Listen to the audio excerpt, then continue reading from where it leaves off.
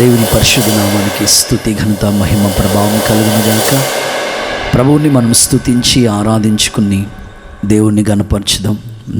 హల్లెలూయా హల్లెలూయా హల్లెలూయా. అందరూ కళ్ళు మూసుకుని ఆకాశమందును దేవుని తట్టు చేతులెత్తి యేసయ్యా నీకు స్తోత్రం అని చెప్తూ ప్రభు వాక్కు కొరకు ఎదురు చూస్తూ ఆయన నామమును గణపరచుదాం. హల్లెలూయా హల్లెలూయా హల్లెలూయా. స్తోత్రమయ్యా హల్లెలూయా హల్లెలూయా. స్తోత్రం స్తోత్రం స్తోత్రం స్తోత్రం. హల్లెలూయా హల్లెలూయా. నూతన గీతమునే పాడేదా మనోహరుడా యేసయ్యా. నీవు చూపిన ప్రేమను నే మరువను, ఏ స్థితిలోనైనను.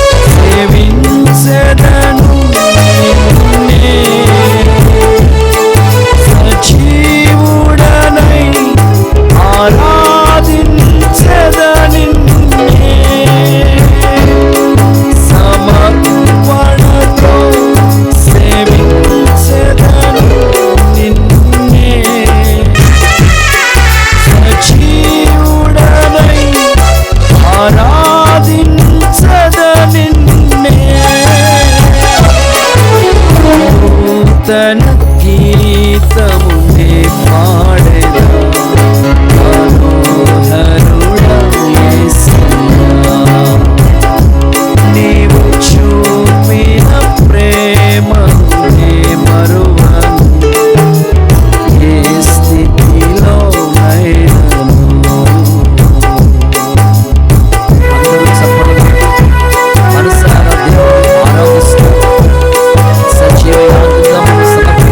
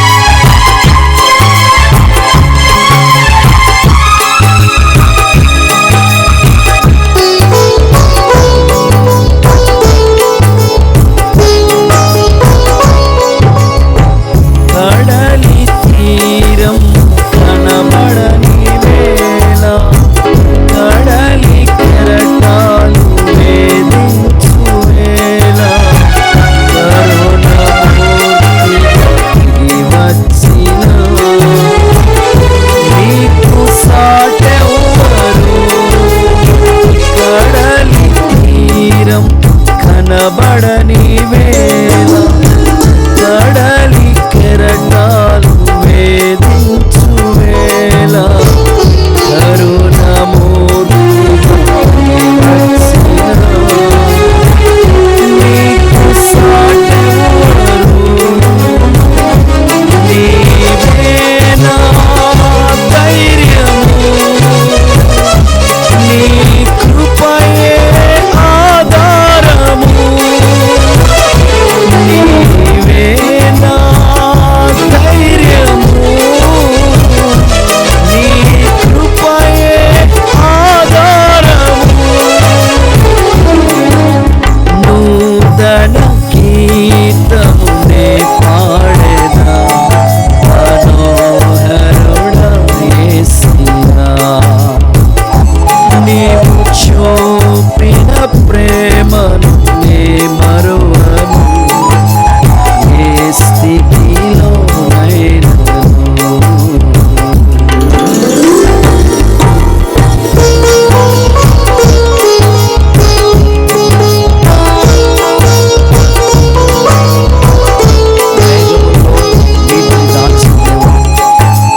సందర్భంలో మార్గం చూపిన దేవునికి సాటి ప్రభుని ఆత్మతో శక్తితో ఆరాధించే ఆ హృదయాన్ని ప్రభు మనకు అనుగ్రహిస్తున్నట్లుగా స్తుతిద్దాం.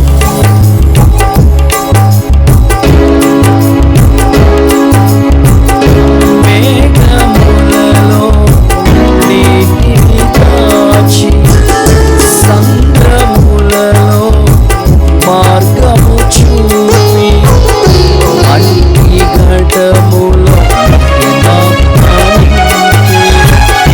నీకు సాటెవరు? మేఘములలో నీటిని దాచి సంద్రములలో మార్గము చూపి అన్ని ఘటములో మహిమాత్మ నింపి నీకు సాటెవరు? నీవే నా విజయము,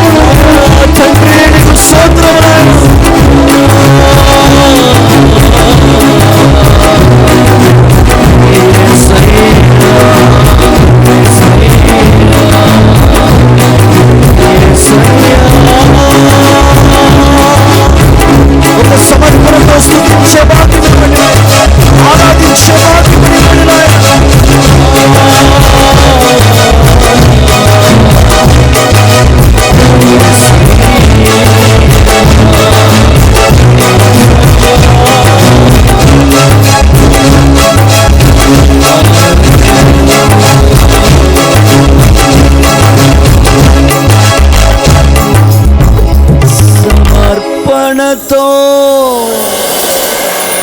సేవించెదను నిన్నే, సజీవుడనై ఆరాధించెద నిన్నే. రెండు చేతులు ఆకాశం తడుచా. సమర్పణతో సేవించెదను నిన్నే, సజీవుడనై ఆరాధించెద నిన్నే. నూతన గీతము నే పాడెదా, మనోహరుడా యేసయ్యా. నీవు చూపిన ప్రేమను నే మరువను, ఏ స్థితిలో కొలువు చేసి ప్రేమించినావు. కోరదగినది ఏముంది నాలో, స్వార్థమెరుగని సాత్వికుడా. నీకు సాటెవ్వరు, నీవే నా ప్రాణము. నిన్ను వీడి నేనుండలేను, నీవే నా ప్రాణము. నిన్ను వీడి నేనుండలేను. సమర్పణతో సేవించెదను నిన్నే, సజీవుడనై ఆరాధించెద నిన్నే. నిన్నే యేసయ్యా.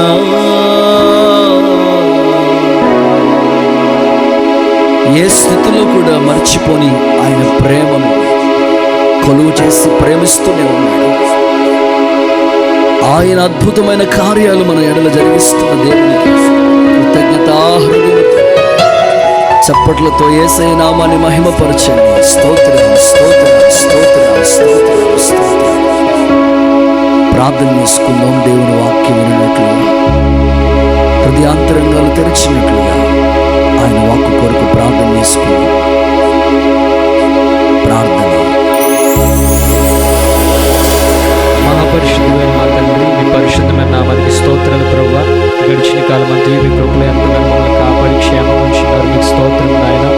అయ్యా, సహాయం చేసి ఈ యొక్క మరి తండ్రి ఈ రీతిగా మీ వాక్యాన్ని వినుటకు మాకు ఇచ్చిన భాగ్యం గురించి స్తోత్రం ప్రభువా. ఎంతోమంది వాక్యాన్ని వినుటకైనను మీ సన్నిధిలో ఆనందించుటకైనను ప్రభువా వారి భాగ్యమును కోల్పోయి ఉన్నారు. మా మధ్యలో వారు లేరు ప్రభువా. అయ్యా యేసయ్య ప్రభువా, ఈ అపాయకరమైన దినాలు అంచుదినాల్లో మమ్మల్ని సజీవం ఉంచి మీ వాక్కు కొరకు మమ్మల్ని సిద్ధపరుచున్నందుకు స్తోత్రం. అయ్యా, బీడు బారిన మా హృదయాలను ప్రభు దున్ని మీ వాక్యాన్ని విత్తబోచుండగా అయ్యా నాయన మీ వాక్యం మా హృదయాల్లో ఫలభరితంగా మారడానికి సహాయం చేయండి. మమ్మల్ని బలపరచండి, మా హృదయాలను తెరవండి ప్రభు. ప్రభువా. ఈ వాక్యమును మేము అంగీకరించి దాన్ని అనుసరించి నడుచుకున్నట్టుకు సహాయం చేయండి. మా విధేయతలు లోపములని మీ వాక్యపు వెలుగులో కనబడి అవి సరిచేసుకున్నట్టుకు మీరు రాకడ కొరకు సిద్ధపరచబడుటకు సహాయం చేయండి. మీ సేవకులను బలపరిచి అభిషేకించి ఇంకా బలమైన అభిషేకంతో మీరు బహుబలంగా వాడుకుని మాతో సూటిగా మాట్లాడమని దర్శించమని వేడుకుంటున్నాం. అయ్యా మీరే సహాయం చేసి నడిపించమని యేసు పరిశుద్ధ నామమున అడిగి వేడుకుంటున్నాం తండ్రి, ఆమేన్. దేవుని పరిశుద్ధ నామానికి స్తుతి ఘనత మహిమ ప్రభావం కలుగునుగాక. మన ప్రభువును రక్షకుడైన యేసుక్రీస్తు పరిశుద్ధ నామంలో మీ అందరికీ నా హృదయపూర్వకమైన వందనాలు తెలియజేస్తూ ఉన్నాను.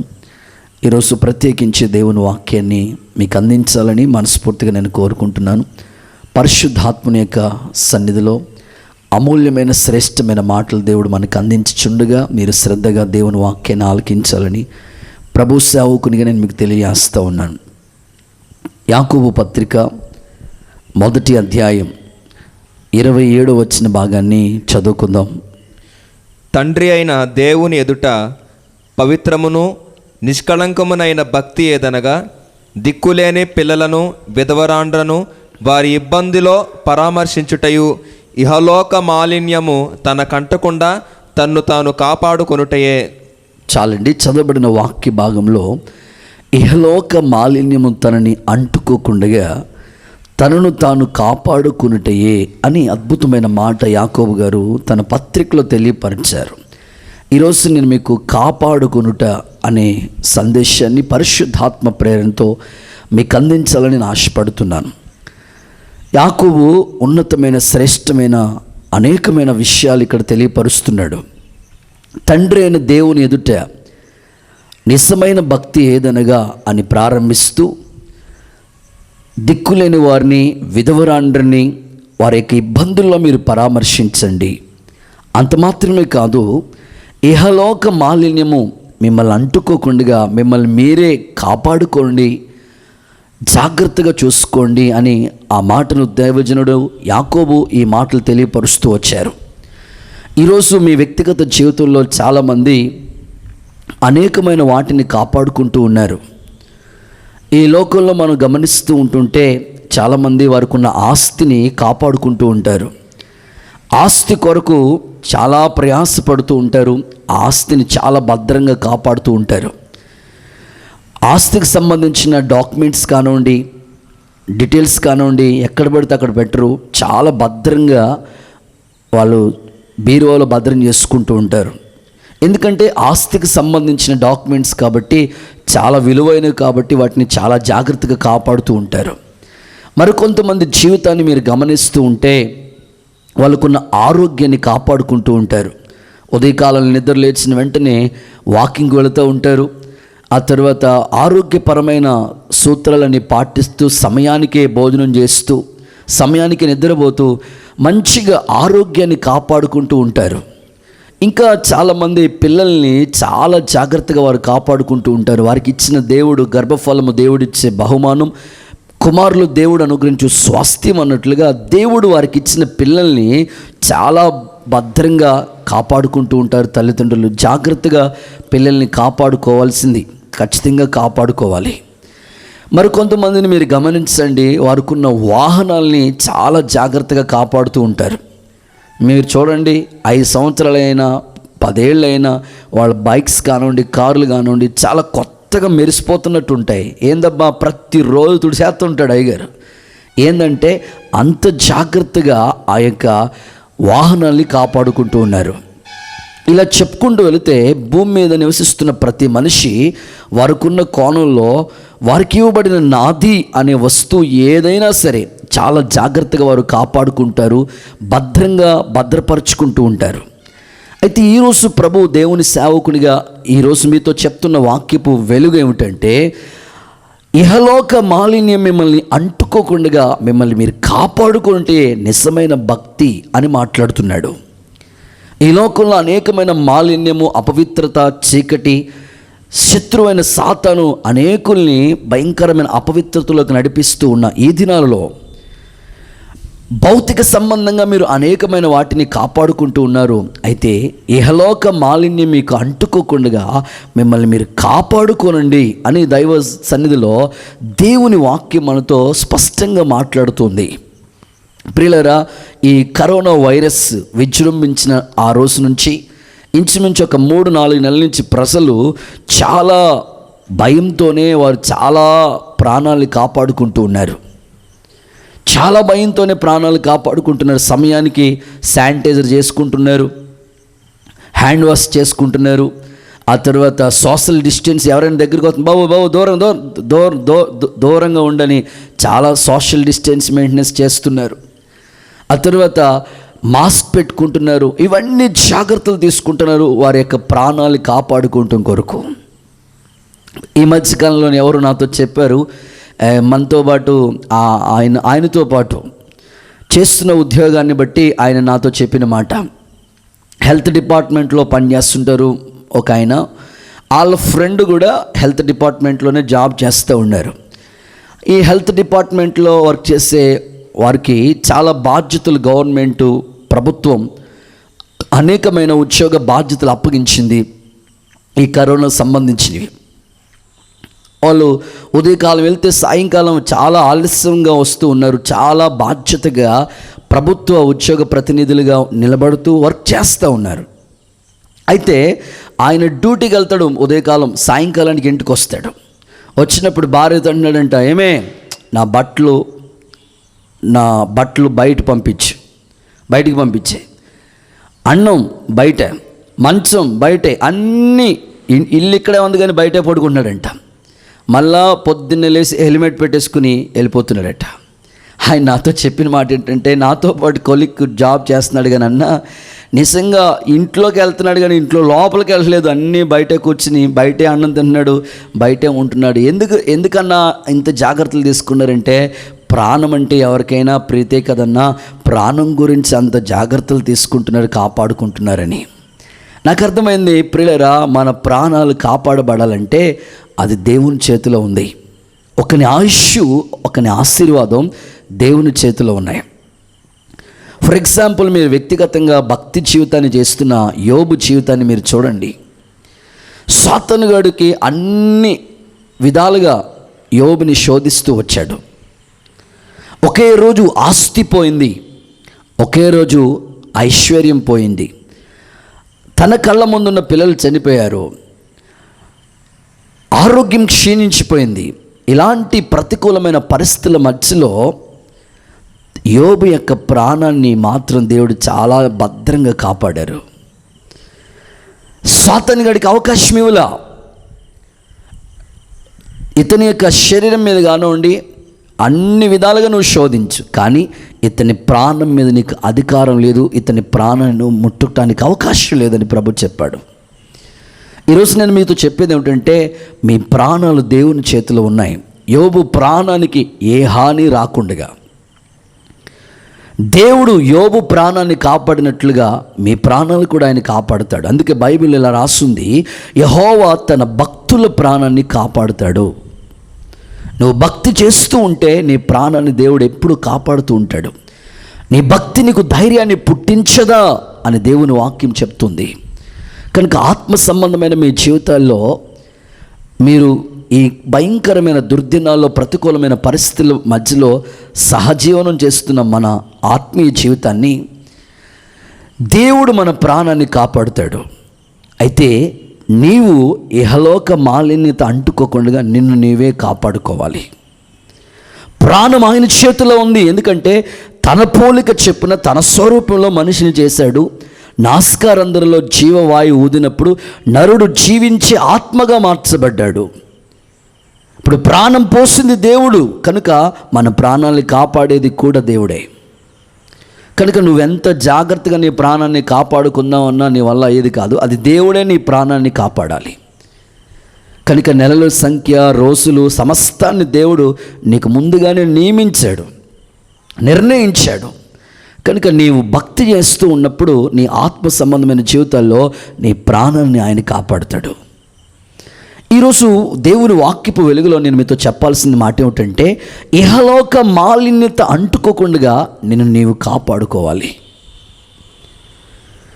ప్రాణాన్ని దేవుడు కాపాడుతాడు. నీ ఆత్మ సంబంధమైన జీవితంలో మాలిన్యం అనే అపవిత్రత నీకు అంటుకోకుండా నిన్ను నీవే కాపాడుకోవాలి. ఈ కరోనా వైరస్ గురించి ప్రస్తుత పరిస్థితిని మనం చూస్తుంటే, ప్రారంభంలో లాక్డౌన్ విధించిన ప్రారంభంలో కొన్ని విధులు చాలా స్ట్రిక్ట్గా మెయింటెనెన్స్ చేశారు. ఇంట్లోంచి బయటికి వెళ్ళటానికి అవకాశం లేదు. ఉదయకాలం 7 గంటల నుంచి సాయంకాలం 7 గంటల వరకు, రాత్రి వరకు, మళ్ళీ ఉదయకాలం 7 గంటల వరకు లాక్డౌన్. అసలు ఇంట్లోంచి బయటికి వెళ్ళే ఛాన్స్ లేదు. వెళ్తే మార్నింగ్ కూరగాయలకు వెళ్ళటం, మళ్ళీ వచ్చేయటం, 10 గంటల లోపలనే వచ్చేయాలా. చాలా సిస్టమేటిక్గా జరిగింది. 1 నెల రోజులు బాగానే చాలా స్ట్రిక్ట్గా తీసుకున్నారు. ఆ తర్వాత కేసులు పెరుగుతూ వచ్చినాయి. మరలా కొన్ని సడలింపులు ఇచ్చారు, ఇంకా కేసులు పెరుగుతూ వచ్చాయి. ఇప్పుడు మొత్తం లాక్డౌన్ తీసేశారు. ఇంకా ప్రస్తుతం పరిస్థితులు ఎలా ఉన్నాయంటే, ఎవరు వచ్చినట్లుగా వాళ్ళు తిరిగేస్తున్నారు. షాపింగ్ మాల్స్కి, ఆ తర్వాత కూరగాయలకి, అన్ని చోట్లకి తిరిగేస్తూ ఉన్నారు. ఇప్పుడు ప్రభుత్వం ఏం చెప్పిన మాటలు ఏమిటంటే, మీ ప్రాణాలు మీరే కాపాడుకోండి. మేము విధించిన రీతిగా లాక్డౌన్ పెట్టాము, చేయవలసిన పనులన్నీ చేస్తాం, ఇక మీదట మీ ప్రాణాలు మీరే కాపాడుకోండి అని ప్రభుత్వం కూడా చేతులెత్తిన పరిస్థితులు ఏర్పరచబడ్డాయి. అది ప్రభువు కూడా నీతో చెప్తున్నాడు, నిన్ను నీవే కాపాడుకో. ప్రాణాలని కాపాడేది దేవుడు. ఇహలోక సంబంధమైన ఏ అపవిత్రత, మాలిన్యత నీకు అంటుకోకుండా నిన్ను నీవు కాపాడుకునిటే తండ్రి అయిన దేవుని ఎదుట నిజమైన భక్తి అని ప్రభు వాక్యం చెప్తుంది. అయితే ఈరోజు ప్రత్యేకించి మనం ఏ విషయాల్లో కాపాడుకోవాలి, మనం ఏం కాపాడుకోవాలి అనే ఆలోచన మీకు వచ్చినట్లయితే, ఈరోజు ఒక 5 ప్రాముఖ్యమైన విషయాల్ని పరిశుద్ధ గ్రంథమైన బైబిల్లో నుండి నేను మీకు అందించాలని ఆశపడుతున్నాను. చదవండి. మొదటి మాట, సామెతల పుస్తకం 4వ అధ్యాయం 23వ వచన భాగాన్ని చదువుకుందాం. నీ హృదయంలో నుండి జీవధారలు బయలుదేరును, కాబట్టి అన్నిటికంటే ముఖ్యముగా నీ హృదయమును భద్రముగా కాపాడుకొనుము. చాలండి. అన్నిటికంటే ముఖ్యముగా నీ హృదయాన్ని భద్రంగా కాపాడుకోండి. మహారాజైన సొలొమోను రాసిన ఈ యొక్క సామెతల గ్రంథంలో అద్భుతమైన మాట చెప్తున్నాడు. అన్నిటికంటే ముఖ్యంగా నీ హృదయాన్ని భద్రంగా కాపాడుకో. కారణం ఏమిటంటే, నీ హృదయం నుండి జీవ జల నదులు ప్రవహిస్తాయి. కనుక నీ హృదయాన్ని భద్రంగా కాపాడుకోమని దేవుని వాక్యం మనకి స్పష్టంగా తెలియపరచబడుతుంది. అన్నిటికన్నా వెరీ ఇంపార్టెంట్, నీ హృదయం చాలా భద్రంగా కాపాడుకోవాల్సిన బాధ్యత నీ మీద ఉంది. లోక సంబంధంగా వైరస్ దరికి చేరకుండా నువ్వు తీసుకోవాల్సిన నిర్ణయాలు, జాగ్రత్తలు తీసుకుంటున్నావు, మంచిదే. అయితే అపవిత్రత నీకు అంటుకోకుండా కూడా నీ హృదయాన్ని అంత భద్రంగా కాపాడుకోమని ప్రభు చెప్తున్నాడు. కారణం ఏమిటంటే, వాక్యం చెప్తుంది హృదయం అన్నిటికన్నా మోసకరమైనది, ఘోరమైన వ్యాధి కలిగింది అని. హృదయంలో నుండి చెడు తలంపులు, అపవిత్రత, భయంకరమైన దొంగతనాలు, భయంకరమైన పాపానికి సంబంధించినవన్నీ లోపల నుండే పుట్టి మనిషిని అపవిత్రపరుస్తున్నాయి. కనుక బాల్యం నుండి హృదయం చెడ్డది. మానవుని యొక్క ఆలోచనలు బాల్యం నుండి చెడిపోయాయి.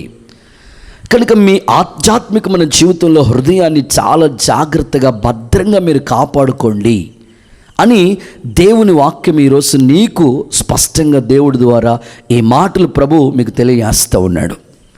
ఆయన వాక్యపు వెలుగు మిమ్మల్ని దర్శిస్తూ ఉంది. కనుక మీ ఆత్మీయ సంబంధమైన జీవితాల్లో హృదయాన్ని మీరే భద్రంగా కాపాడుకోవటానికి, మీ ఆధ్యాత్మికమైన జీవితంలో మిమ్మల్ని మీరు శుద్ధీకరించుకోవటానికి, పరిశుద్ధపరచుకోవటానికి మీరు సిద్ధపడాలి. అందుకే దేవుని వాక్యం అంటుంది, హృదయ శుద్ధి గల వారు ధన్యులు, వారు దేవుణ్ణి చూస్తారు అని. ఆత్మ సంబంధమైన జీవితంలో హృదయం ఎప్పుడు శుద్ధీకరించబడుతూ ఉండాలి. లేకపోతే హృదయం తలంపులు మారిపోతాయి, హృదయం పాడైపోతుంటుంది.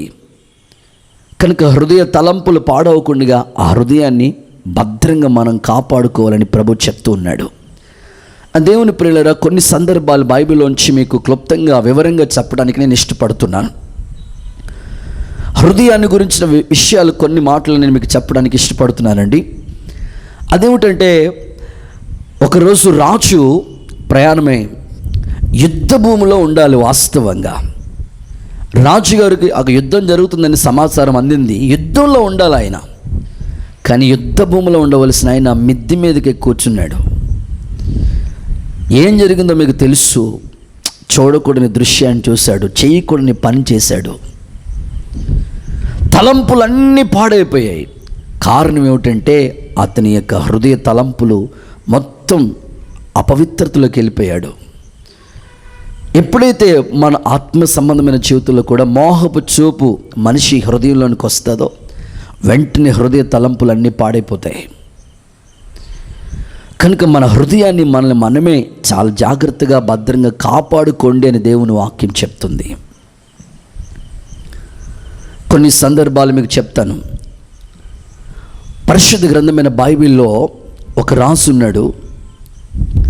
ఈ రాజు యొక్క ఆత్మ సంబంధమైన జీవితాన్ని మనం చదువుతూ ధ్యానిస్తూ ఉంటే, ఆ రాజు పరిపాలన చేస్తున్న దినాల్లో ప్రజలందరూ కల్లోలాల మధ్యలో, కష్టాల మధ్యలో నలిగిపోతున్నారు. దిక్కు తోచని పరిస్థితి ప్రజలకు ఎదురైంది. కలవరాల మధ్యలో ఉన్నారు వాళ్ళు. వెంటనే రాజు చెప్తాడు, మీరు యెహోవాను వెతికితే దేవుడు మీకు నెమ్మది కలుగు చేస్తాడు. అలాగే ప్రజలు దేవుణ్ణి వెతకడం ప్రారంభిస్తారు. దేశంలో గొప్ప నెమ్మది దేవుడు దయచేస్తాడు. పూర్ణ హృదయంతో, పూర్ణ మనస్సుతో దేవుణ్ణి ఎప్పుడైతే వాళ్ళు వెతికారో వెంటనే దేవుడు వారికి గొప్ప నెమ్మది హృదయాంతరంగంలో కలుగు చేశాడు. అయితే ఆ రాజును గురించి పరిశుద్ధ గ్రంథమైన బైబిల్లో రాయబడిన అద్భుతమైన మాట ఏమిటంటే, ఆ రాజంట తను బ్రతికినంత కాలం తన హృదయం చాలా యథార్థంగానే ఉందట. మీరు చూడండి, బైబిల్ గ్రంథంలో అతని గురించిన వివరాలు మీకు బైబిల్ గ్రంథంలో జ్ఞాపకం చేస్తాను. దినవృత్తాంతాల 2వ పుస్తకం 15వ అధ్యాయం 17వ వచన భాగాన్ని చదువుకుందాం. ఆసా ఉన్నతమైన స్థలములను ఇశ్రాయేలులో నుండి తీసివేయలేదు గాని ఇతడు బ్రతికిన కాలమంతయు ఇతని హృదయము యథార్థముగా ఉండెను. యథార్థంగా ఉందంట. అతని బ్రతికినంత కాలం అతని హృదయం చాలా యథార్థంగా ఉన్నట్లుగా అద్భుతమైన సాక్ష్యం, వాక్యం ఇక్కడ తెలియజేయబడుతుంది. కొంతమంది జీవితాలు మీరు చూడండి, కొంతకాలం బాగానే ఉంటుంది వాళ్ళ హృదయం, ఆ తర్వాత మళ్ళా లోకంలోకి వెళ్ళిపోతూ ఉంటారు, వాళ్ళ హృదయం పాడైపోతుంది. ఆసా అనే రాజును గురించి దేవుని వాక్యం చెప్తుంది, బ్రతికినంత కాలం అతని హృదయం చాలా యథార్థంగానే ఉన్నదట. ఇంచుమించు 35 సంవత్సరాలు అతని యొక్క దేశంలో యుద్ధాలే లేకుండా దేవుడు నెమ్మది కలుగు చేశాడు తన జీవితంలో. కారణం అతని హృదయం చాలా యథార్థంగా ఉంది. ప్రియులారా, ఈ మధ్యకాలంలో ఎవరో చెప్తే విన్నానండి, చాలామంది పిల్లలు ఉంటారు కదండి, కుదురుండ్రు వీళ్ళు. ఒక అమ్మాయి 13 సంవత్సరాల పాప నిద్రలోంచి మధ్యరాత్రి 12-1 గంట ఆ సమయంలో నిద్రలోంచి లేచి గట్టిగా అరుస్తూ కేకలేస్తుందంట. ఉలుక్కుపడి లేచి కేకలేస్తూ ఉందంట. వాళ్ళ అమ్మ, వాళ్ళ చుట్టాలు, బంధువులు అందరూ అక్కడే ఉన్నారు, పడుకున్నారు. ఏంటి ఈ సమయంలో ఈ పాప కేకలేస్తుంది ఏంటని లేచి చూస్తే, ఓ పిచ్చి పిచ్చి కేకలేస్తుంది, అరుస్తూ కలవాట్లు పలుకుతూ, నాకు పెళ్లి చేయండి అంటుందంట. సరే, ఏంది ఈ అమ్మాయికి ఆమె దెయ్యం పట్టుకుందేమో అనుకుని వెంటనే ఆ తల్లిదండ్రులు ఆ పాపను తీసుకుని చర్చి దగ్గర తీసుకెళ్లారు. చర్చి దగ్గర తీసుకెళ్ళినప్పటికీ ఉదయకాలం తీసుకుని వెళ్ళారు. పాస్టర్ గారు వచ్చి కూర్చున్నారు. ఏందమ్మా చింతలు, ఏంటి తల్లి, ఏంటి అరుస్తున్నావు? నాకు పెళ్లి చేయండి మళ్ళీ ఇదే మొదలెట్టిందంట. అట్లా మాట్లాడుతూ ఉంటుంటే పాస్టర్ గారు అడిగారంట, ఏందమ్మా ఏంటి నువ్వు అట్లా మాట్లాడుతున్నావు అంటే, నా హృదయం నా దగ్గర లేదన్నా, నేను ఎప్పుడో ఇచ్చేసానన్నా అంటుందంట. నీ హృదయం నీ దగ్గర లేపాటం ఏంటమ్మా, ఎవరికి ఇచ్చేసామా అమ్మా నీ హృదయం? అన్నా నేను ఆడుతూనే కాపురం చేస్తాను, నేను ఇచ్చేసానన్నా అంటుందంట.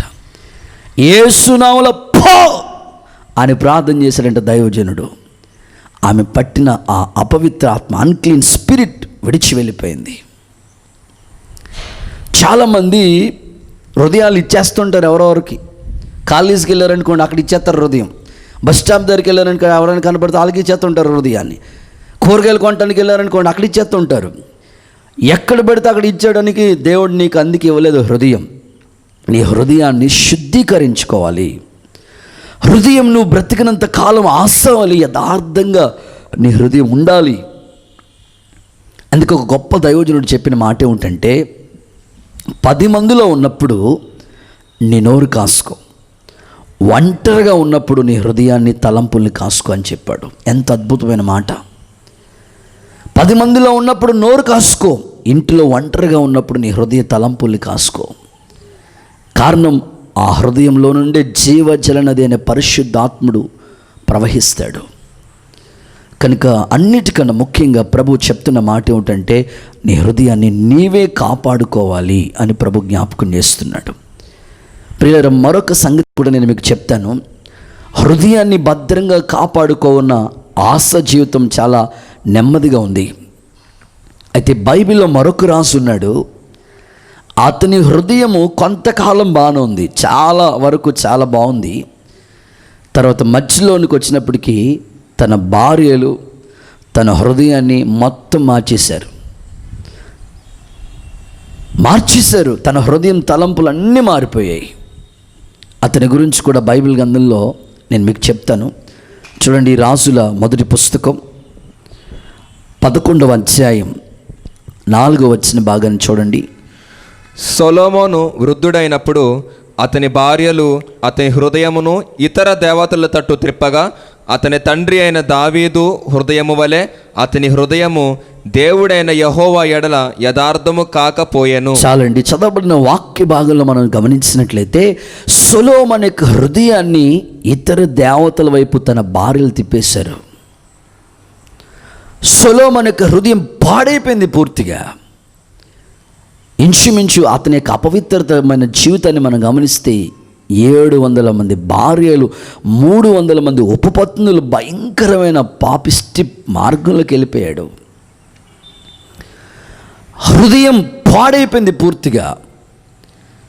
ఒకప్పుడు చాలా జ్ఞానం కలిగిన వాడు, ఒకప్పుడు దేవుని దగ్గర నుంచి ప్రతి ఆశీర్వాదాన్ని పొందుకున్నవాడు, దీర్ఘాయువుని దేవుడిచ్చాడు, శత్రువుల మీద విజయం ఇచ్చాడు, జ్ఞానం ఇచ్చాడు.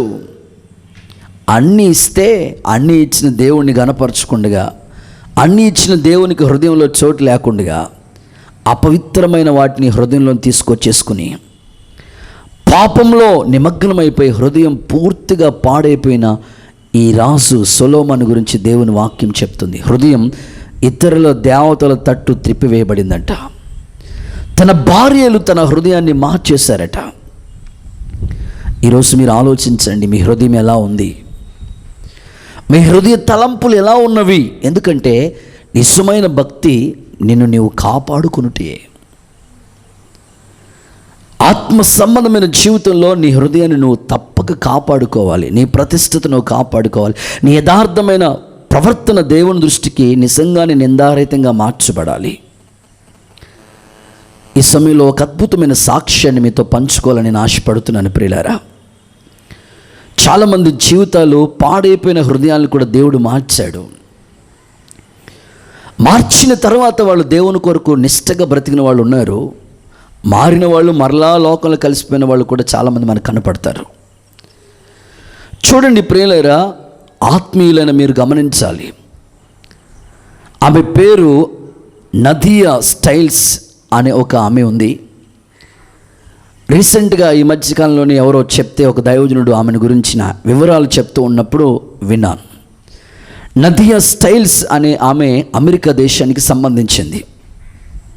ఓ భయంకరమైన పాపస్ట్ పనులు చేస్తూ ఉండేదట. ఆమె భయంకరమైన పాపంలో ఉండదు. యూత్ని, చాలామంది యువతరాన్ని తప్పు త్రోవకి తీసుకెళ్ళిపోయింది, తప్పు త్రోవ పట్టించింది. ఎంతోమంది యొక్క హృదయాల ఆలోచనల్ని, తలంపుల్ని పాడు చేసేసింది ఆమె. ఏంటి ఆమె చేసే పనులంటే, భయంకరమైన అపవిత్రమైన సినిమాలు యాక్షన్ చేసి ఆ మూవీస్ ద్వారా కొన్ని కోట్ల రూపాయలు సంపాదించిందట. చాలా భయంకరమైన ఆ మూవీస్, అశ్లీల దృశ్యాలు, అపవిత్రమైన దృశ్యాలు, పాపానికి సంబంధించిన ఆ దృశ్యాలు, ఆ సినిమాలు యాక్షన్ చేసి చాలా డబ్బులు సంపాదించిందంట ఆమె జీవితం అలా సాగిపోతుంది. చాలామంది యువతరం పాడైపోతున్నారు. కొన్ని కుటుంబాలు నాశనం, పతనానికి వెళ్ళిపోతున్నాయి. నేటి తరంలో కూడా ఎంతోమంది యువతరం ఈ భయంకరమైన ఫోర్నోగ్రఫీ, ఈ భయంకరమైన పాపానికి సంబంధించిన ఆ అదృశ్యమైన చూసి చెడిపోతున్నారు, తలంపులు పాడు చేసేసుకుంటున్నారు. అయితే ఈమె జీవితంలో ఒక అద్భుతమైన పెనుమార్పు మన ప్రభు అయిన యేసుక్రీస్తు కలుగు చేశాడు. ఆమె జీవితాన్ని యేసుక్రీస్తు విప్లవాత్మకంగా మార్చాడు. ఎప్పుడైతే ఆమె జీవితం మార్పు చెందిందో, యేసుక్రీస్తు ప్రభువుని తన సొంత రక్షకునిగా అంగీకరించింది. యేసుక్రీస్తు ప్రభు నా దేవుడని నోటితో ఒప్పుకుంది, హృదయమందు విశ్వసించింది, రక్షించబడింది. ఎప్పుడైతే ఆమె జీవితం పరిపూర్ణమైన మార్పు వచ్చిందో, దైవ చిత్తానుసారమైన దుఃఖం రక్షణార్థమైన మార్పు తీసుకొస్తుంది అన్నట్లుగా ఆమె జీవితాన్ని దేవుడు పూర్తిగా మార్చేశాడు. ఇప్పుడు అపవిత్రమైన దృశ్యాలు, అపవిత్రమైన సినిమాలు తీయటానికి మనస్సాక్షి ఒప్పుకోవట్లేదు. ఇప్పుడు ఆ సినిమాలు తీస్తున్న డైరెక్టర్ గారు కానివ్వండి, నిర్మాత కానివ్వండి, వాళ్ళ దగ్గరికి వెళ్ళి, అయ్యా దేవుడు నా జీవితాన్ని మార్చాడు, పూర్తిగా మార్చేస్తాడు నా జీవితాన్ని, ఇక మీదట నేను ఇలాంటి సినిమాలు నేను యాక్షన్ చేయను, ఇలాంటి వాటిలో నేను పాలు పంపులు పొందను అని చెప్పి ఆ యొక్క సినీ ఇండస్ట్రీస్ నుంచి బయటకు వచ్చేసిన తర్వాత ఆమె ప్రార్థన చేసుకుంటూ ఉంటే దేవుడు చెప్పాడంట, నువ్వు ఏ సినీ ఇండస్ట్రీలో నీ పాపపు జీవితాన్ని కలిగి ఉన్నావో అదే ఇండస్ట్రీస్లో ఇంకా ఎంతోమంది క్లబ్బుల్లో భయంకరమైన పాపము ఆ తలంపుల మధ్యలో ఉండిపోతున్నారు, వాళ్ళకి వెళ్ళి నీ సాక్ష్యాన్ని చెప్పు అని చెప్తే వాళ్ళ మధ్యలోనికి వెళ్ళి దేవుని యొక్క సాక్ష్యాన్ని ఆమె పంచుకుందంట. అమెరికా దేశంలో అంటే అన్ని ప్రాంతాలు అలా ఉంటాయని కాదు, కానీ కొన్ని ప్రాంతాలు ఉన్నాయి. అందరూ దేవుణ్ణి నమ్ముకునే వాళ్ళే ఉంటారనుకోకూడదు. కొన్ని ప్రాంతాల్లో కూడా దేవుణ్ణి నమ్ముకోలేని వాళ్ళు కూడా ఉన్నారు. అయితే అమెరికా దేశంలో ఒక ప్రాంతం ఉంది, లాస్ వేగాస్ అనే ప్రాంతంలో ఒక భయంకరమైన మాట, ఇంకా పాపపు నిలయం అన్నమాట ఆ కేంద్రం, ఆ ప్రాంతం. ఆ ప్రాంతంలో భార్యాభర్తలు ఎలా జీవిస్తారంటే భయంకరమైన విచ్చలవిడితనం అంట.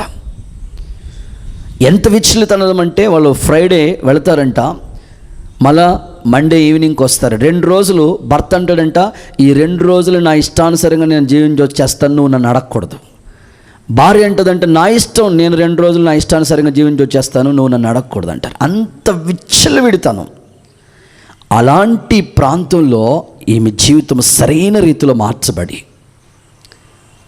నదియా స్టైల్స్ అనే ఈమె జీవితాన్ని దేవుడు అద్భుత రీతిగా మార్చుకున్నాడు. ఆమె ఒక సినిమా తీస్తే కొన్ని కోట్ల డబ్బులు సంపాదించుకోవచ్చు. తన శరీరాన్ని అపవిత్రమైన వాటికి, మలినానికి అప్పగించుకున్న ఆ దినం ప్రభు తన హృదయాన్ని మార్చాడు.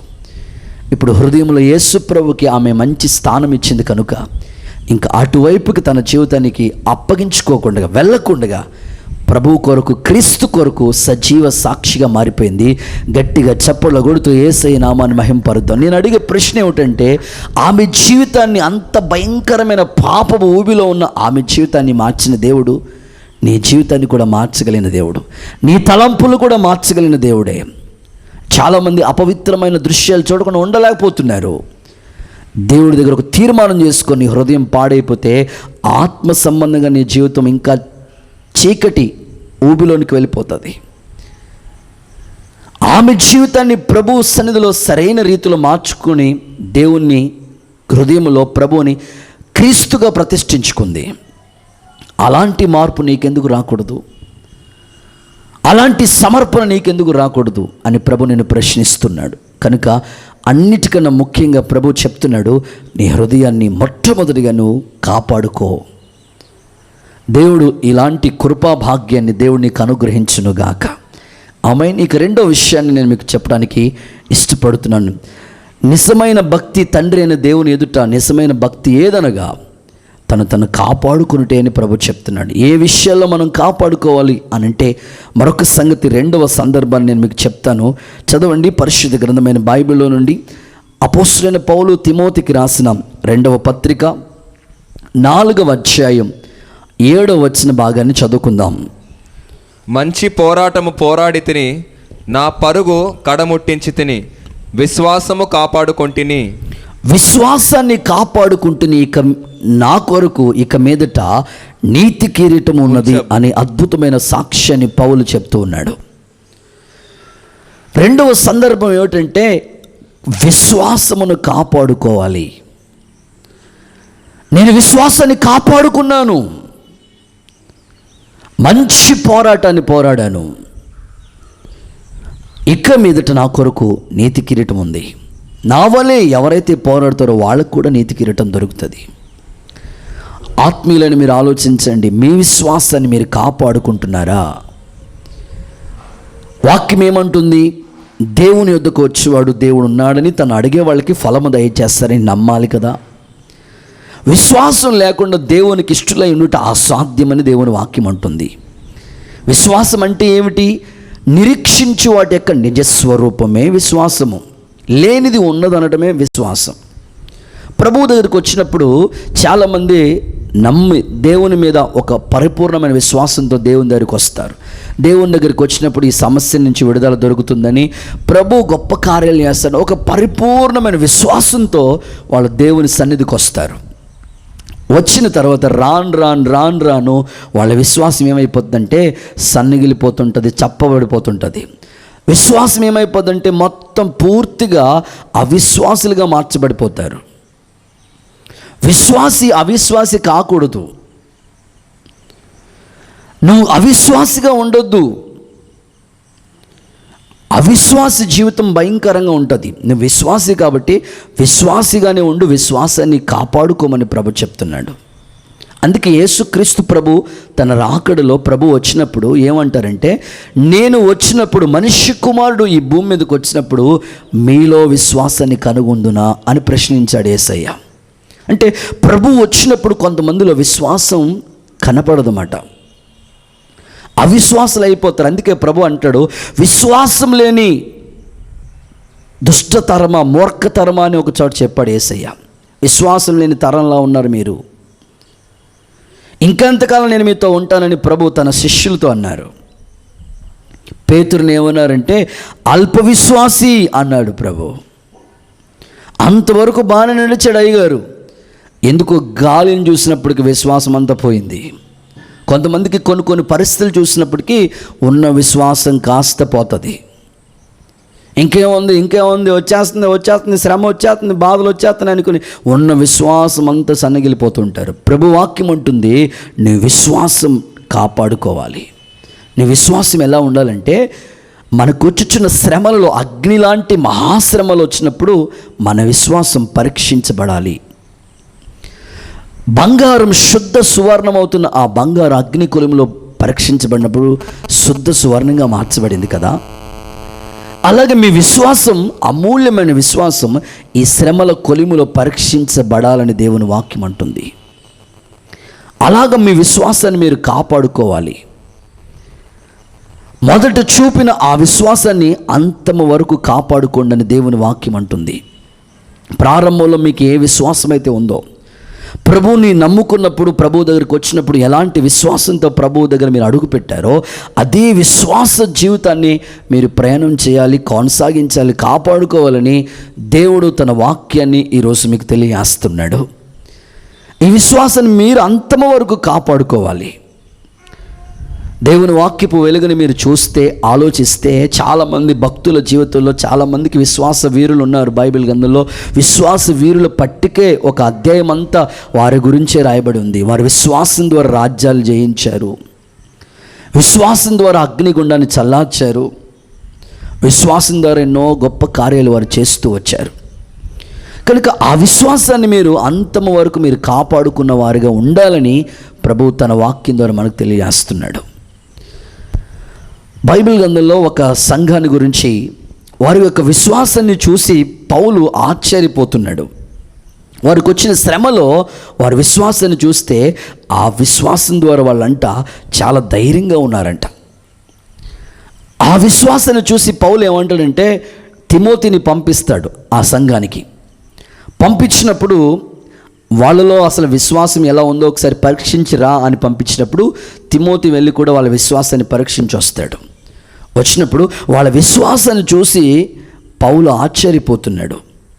చూడండి, బైబిల్ గ్రంథంలో నేను ఆ సంగతి నేను మీకు జ్ఞాపకం చేస్తాను.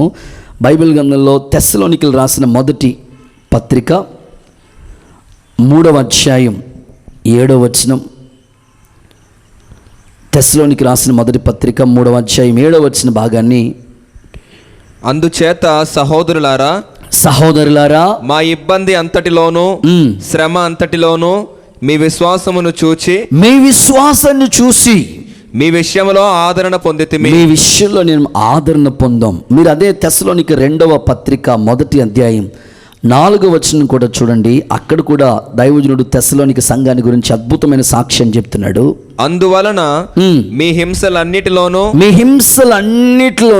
మీరు సహించుచున్న శ్రమలలోనూ మీరు సహిస్తున్న శ్రమలన్నిటిలో మీ ఓర్పును విశ్వాసమును చూసి మేము దేవుని సంఘములలో దేవుని సన్నిధిలో సంఘములో మీ యందు అతిశయపడుచున్నాము, చాలా అతిశయపడుతున్నాము. అద్భుతమైన సాక్ష్యం. 2 పత్రికల్లో కూడా ఆ సంఘాన్ని గురించి అద్భుతమైన మాటలు చెప్పాడు. మీ విశ్వాసాన్ని చూసి మేము ఆదరించబడుతున్నాము. అంత మాత్రమే కాదు, మీకు వస్తున్న శ్రమలు హింసల్లో మీ విశ్వాసాన్ని చూసి మేము అతిశయపడుతున్నాం అన్నాడు. ఈరోజు దైవజనుడు సంఘం యొక్క పరిస్థితులు చూసి అలాగ అతిశయించగలుగుతున్నాడా? విశ్వాసులకు ప్రారంభంలో ఉన్న విశ్వాసం ఇప్పుడు అలాంటి విశ్వాసం మీలో కనబడుతుందా? దైవజనుడు మిమ్మల్ని చూసి అతిశయించేటట్లుగా ఉన్నాడా, ఆనందించేటట్లుగా ఉన్నాడా అంటే మీ విశ్వాసంలో లోపం కనబడుతుంది. ఈరోజు ఆ విశ్వాసంలో ఉన్న లోపాన్ని మీరే సరిదిద్దుకోవాలని ప్రభు కోరుకుంటున్నాడు. మన ఆత్మ సంబంధమైన జీవితంలో మన విశ్వాసం ఎప్పుడు కూడా దృఢమైన, స్థిరమైన, గొప్ప విశ్వాసంతో మనం ఉండాలి. నువ్వు ఒక్క మాట సెలవిస్తే చాలు నా దాసుడు బాగైపోతాడని ఎంత అద్భుతమైన శతాధిపతికి ఉన్న విశ్వాసం ఎంత గొప్పది. నువ్వు ఒక్క మాట చెప్పయ్యా నా కుమార్తె బాగైపోద్ది, నీ కోసం రాలేదన్నా సరే ఆమె పదే పదే ప్రభువు పాదాలు పట్టుకుని కనాను స్త్రీ ఎంత అద్భుత రీతిగా గొప్ప విశ్వాసాన్ని సంపాదించుకుంది. ఈరోజు మీ విశ్వాసం ఏమైపోతుంది? విశ్వాసాన్ని అంతము వరకు ఎందుకు కాపాడుకోలేకపోతున్నారు? ఈరోజు ప్రభు నీవు కాపాడుకునుట అనే ఈ అద్భుతమైన విషయంలో విశ్వాసాన్ని నువ్వు కాపాడుకోమని ప్రభు చెప్తున్నాడు. దేవునికి మహిమ కలుగునుగాక. ఒక సంగతి నేను మీకు చెప్తాను, మన విశ్వాసం ఎలా ఉండాలి అనే దానికి ఒక చక్కని ఎగ్జాంపుల్ నేను మీకు చెప్పడానికి ఇష్టపడుతున్నాను. ఒక పిల్లోడు తరచుగా ఒక కిరాణా షాప్ దగ్గరికి పోతూ, కిరాణా కొట్టు దగ్గరికి వెళుతూ, ఆ షాప్ దగ్గర ఆ ఓనర్ దగ్గర ఆ కౌంటైన్ దగ్గర నిలబడి ఇలా చూస్తూ ఉండేవాడు. చూస్తూ ఉంటుంటే ఆ పిల్లోడు చూసి ఆ కిరాణా షాప్ ఓనర్ ఆ కౌంటైన్ ఏం చేశారంటే, అరే వీడు ప్రతిరోజు వస్తున్నాడని తన చేత్తో కొన్ని బఠానీలు ఇస్తూ ఉండేవాడు. పిల్లోడు కదండి, పిల్లలకి ఆసక్తి కదా, లాలీపాప్ గురించి దేని గురించి షాప్ దగ్గరికి వస్తూ ఉంటారు. ఆ వ్యక్తి ఆ షాప్ ఓనర్ చూసి కొన్ని బఠానీలు ఆ పిల్లోడి చేతిలో పెట్టాడు, తీసుకుని వెళ్ళిపోతూ ఉండేవాడు. ఇలా ప్రతిరోజు ఏదో సమయంలో షాప్ దగ్గరికి వచ్చేవాడు, ఆ అంకుల్ బఠానీలు పెడతా ఉండేవాడు, వెళ్ళిపోతూ ఉండేవాడు. ఓ రోజు షాపు చాలా బిజీగా ఉంది, కస్టమర్లు వచ్చారు, వరుసటి క్యూలో ఉన్నారు. అందరికీ కిరాణా సంబంధించిన ఆ యొక్క అన్ని పార్సిల్ చేస్తూ ఉన్నాడు, ప్యాక్ చేస్తూ ఉన్నాడు. ఈ పిల్లోడు వచ్చాక నిలబడ్డాడు. అంకుల్ అన్నాడు, అరే నేను బిజీగా ఉన్నాను, ఇదిగో నేను చాలా బిజీగా ఉన్నాను, అక్కడే ఆ డబ్బా ఉంది కదా, ఆ డబ్బాలో ఉన్న బఠానీలు తీసుకుని నువ్వు వెళ్ళు, నేను చాలా బిజీగా ఉన్నాను, చాలామంది వచ్చారని చెప్తే. అరగంట అయిపోయింది, ఆ పిల్లోడు అక్కడే నిలబడ్డాడు. గంట అయిపోయింది, ఆ పిల్లోడు అక్కడే నిలబడ్డాడు. గంటన్నర అయిపోయినా ఆ పిల్లోడు అక్కడే నిలబడిపోయాడు. కస్టమర్లు అందరికీ, వచ్చిన వాళ్ళందరికీ పార్సిల్ చేసి ఆ వ్యక్తి పంపించేశాడు. కిరాణాకు సంబంధించిన బెల్లం కానివ్వండి, ఆ రైస్ కానివ్వండి, ఈ కిరాణా పప్పులు కానివ్వండి అన్నీ పంపించేశాడు వచ్చిన వాళ్ళందరినీ. ఇప్పుడు ఈ పిల్లోడు మాత్రం అక్కడే ఉండిపోయాడు. ఆ అంకుల్ చూసారే, నేను తీసుకోమంటే తీసుకోవట్లేదురా, సరేరా నేను ఇస్తానని తను తీసి తన చేతిలో పెట్టాడు. నేను ఒక ప్రశ్న అడుగుతాను, నువ్వు రోజు ఇక్కడికి వస్తున్నావు, నేను రోజు నీకు బఠానీలు పెడుతున్నాను, ఈరోజు నేను బిజీగా ఉన్నాను కదా, నేను తీసుకోమంటే నువ్వు తీసుకోకుండా అట్టే నిలబడిపోయావండి, గంటన్నర నుంచి అలాగే నిలబడిపోయావు ఏంట్రా అని అడిగాడు అంకుల్. ఆ అంకుల్తో ఈ పిల్లోడు అంటున్నాడు, అంకుల్ నేను తీసుకున్నాను అనుకో, ఇదిగో నేను తీసుకున్నాను అనుకో, కొన్ని బఠానీలు వస్తాయి, కానీ నువ్వు ఇచ్చావనుకోండి నీ చెయ్యి పెద్ద చెయ్యి కదా, ఎక్కువ నీ దోశల నిండా నాకు బఠానీలు ఎక్కువ వస్తాయి, అందుకని నువ్వు ఇచ్చిదాకా సూతనాను అంకులు అన్నాడంట. చూడండి ప్రియులారా, ఆ పిల్లోడుకున్నంత విశ్వాసం ఈ రోజున క్రైస్తవ సంఘాల్లో విశ్వాసుల్లో కొదువైపోయింది. దేవుడు ఇచ్చేంత వరకు దేవుని మీద ఆధారపడే విశ్వాసులు కొదువైపోయారు. వారు మనుష్యుల మీద ఆధారపడిపోవటం, దేవుని మీద ఉన్న సంపూర్ణమైన విశ్వాసం వాళ్ళకి రాను సన్నగిలిపోవటం. మొదట ఉన్నంత విశ్వాసం ఇప్పుడు కనపడలేని పరిస్థితులు అయిపోతున్నాయి. అందుకే పౌలు ఆఖరి వరకు తన విశ్వాసాన్ని కాపాడుకున్నాను. పౌలుకి ఎన్నో శ్రమలు వచ్చాయి, ఆ శ్రమల్లో కూడా విశ్వాసంలోనే ఆయన కాపాడబడుతూ వచ్చాడు. సంఘాన్ని కూడా విశ్వాసాన్ని నూరిపోశాడు. అందుకే తెస్సలోనిక సంఘాన్ని చూసి ఆశ్చర్యరీతిగా సంతోషిస్తున్నాడు. ఆ సంఘాన్ని చూసి మరలా దైవజనుడైన పౌలు తన పత్రికలో చెప్తూ, మరికొంతమంది ఉన్నారు, వాళ్ళు ఎలా ఉన్నారంటే విశ్వాసాన్ని పోగొట్టేసుకున్నారు. తిమోతి నువ్వు జాగ్రత్తగా ఉండు, విశ్వాసాన్ని పాడు చేసుకున్న వాళ్ళు ఉన్నారు అని మాట్లాడాడు. చూడండి, ఆ వచనాలు కూడా మీకు చదివిస్తాను. తిమోతికి రాసిన మొదటి పత్రిక 1వ అధ్యాయం 19-20 వచనాలు చదువుదాం. అట్టి మనస్సాక్షిని కొందరు త్రోసివేసి విశ్వాస విషయమైన ఓడ బద్దలైపోయిన వారి వలె చెడి ఉన్నారు. వారిలో హుమేనయును అలెగ్జాంద్రును ఉన్నారు. చాలండి, ఇక్కడ దైవ వాక్యం చెప్తుంది. దైవజనుడిని పౌలు సెలవిస్తున్న అద్భుతమైన మాట. కొంతమంది ఉన్నారు, వారు విశ్వాసంలో సన్నగిలిపోయారు, విశ్వాసంలోంచి తొలగిపోయారు, విశ్వాసంలోంచి తొలగిపోయి తప్పిపోయి వారి జీవితం వాడ బద్దలైసిపోయినట్లుగా మధ్యలోనే విశ్వాస జీవితం ఆగిపోయింది. అందులో హుమేనయును అండ్ అలెగ్జాంద్రియా ఉన్నారు అని వారి గురించి దైవజనుడు పౌలు తిమోతికి పత్రికలో చెప్తున్నాడు. కొంతమంది విశ్వాస జీవితం మధ్యలో ఆగిపోయింది కనుక నీ ఆత్మ సంబంధమైన జీవితంలో ప్రారంభంలో దేవుని దగ్గరకు వచ్చినప్పుడు నీ విశ్వాసం ఎలా ఉంది, ఇప్పుడు నీ విశ్వాసం ఎలా ఉంది, శ్రమలు కష్టాలు ఇబ్బందులు వస్తున్నప్పుడు నీ విశ్వాసంలో నువ్వు నిలబడగలుగుతున్నావా, విశ్వాసంలో అవిశ్వాసంతో వలె అయిపోతున్నావా, తోమా వలె అవిశ్వాసి అయిపోతున్నావేమో ఒకసారి ఆలోచించుకో. ఏమంటున్నాడు, యేసు ప్రభు వచ్చి వాళ్ళ మధ్యలో నిలిచి మీకు సమాధానం కలుగునుగా కానీ పునరుద్ధానం అయిన తర్వాత ప్రభు వారికి ప్రత్యక్షమైతే తోమ ఏమంటాడు, నేను ఆయన చేతులు గాయాల్లో నా చెయ్యి పెట్టి చూస్తేనే కానీ నేను నమ్మను అన్నాడు. ప్రభు అన్నాడు, ఇదిగో చూడు నా చేతిలో వేళ్ళలో నీ చెయ్యి చాపి అవిశ్వాసాన్ని తొలగించుకో. అవిశ్వాసవే కాకుండా నువ్వు విశ్వాసవే ఉండు. చూసి నమ్మిన వాడి కంటే చూడక నమ్మిన వారు ధన్యులని ప్రభు చెప్పాడు కదా. కనుక నీ ఆత్మ సంబంధమైన జీవితం ఎప్పటికీ విశ్వాసం ప్రభు మీద తగ్గకూడదు. విశ్వాసంలో ఎప్పుడు మనము ఒక మెట్టు పైకి ఎదగాలి. పిల్లలు చూడండి, వాళ్ళ చదువులు ఎల్కేజీ యూకేజీ అట్లాగా వాళ్ళ స్టడీ పెరుగుతున్నట్లుగానే మన విశ్వాసం కూడా డెవలప్ అవ్వాలి. అందుకే అపోస్తులు అంటారు, మా విశ్వాసాన్ని నువ్వు వృద్ధి పొందించేయా అని ప్రార్థించారు వాళ్ళు. విశ్వాసం ద్వారా ఎన్నో అద్భుతాలు జరుగుతాయి. కనుక నీ ఆత్మ సంబంధమైన జీవితంలో అంతము వరకు నువ్వు కాపాడుకోవాల్సింది విశ్వాసం. కనుక విశ్వాసం నుంచి తొలగిపోయిన వాళ్ళు ఉన్నారు, విశ్వాసంలో బాగా నిలిచిన వారు కూడా ఉన్నారు. ఇద్దరిని గురించిన సందర్భాలు నేను మీకు జ్ఞాపకం చేశాను. తెస్సలోనిక సంఘం అయితే వారి విశ్వాసాన్ని చూసి పౌలు అద్భుత రీతిగా అతిశయపడ్డాడు, ఆనందించాడు, ఆదరణ పొందాడు. అయితే ఈ మరికొంతమందిని గురించి చెప్తున్నాడు, వీళ్ళు విశ్వాసం నుంచి తొలగిపోయారు, నువ్వు జాగ్రత్త పడు అంటున్నాడు. ఇక 3వ సందర్భాన్ని కూడా నేను మీకు చెప్తాను. మనం ఏమి కాపాడుకోవాలి అని అంటే బైబిల్ గ్రంథంలో కూడా చదువుదాం. ప్రకటన గ్రంథం 16వ అధ్యాయం 16వ వచన భాగాన్ని చదువుకుందాం. ప్రకటన పుస్తకం 16వ అధ్యాయం 16వ వచనం.